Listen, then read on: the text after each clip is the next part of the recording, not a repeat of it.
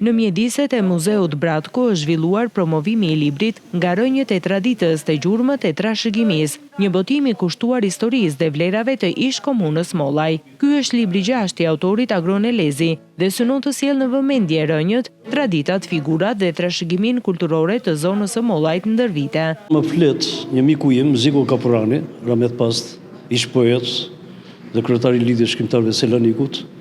Edhe më thotë, bëj diçka për Floqën, thotë, në aspektin historik. Thash, Floqë jo vetëm piktoresk, por ka edhe një traditë, ka zakone të veçanta bashkë me Kamenicën. Nëse Kamenica ka tumat, ka kishën e Shënkollit apo Ajder Baba që thonë muslimanët.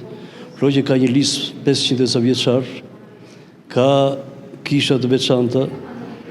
Edhe këto më dhanë nxitjen dhe shtysën për të bërë këtë libër. Unë kam rreth 10 vjet që po punoj me këtë.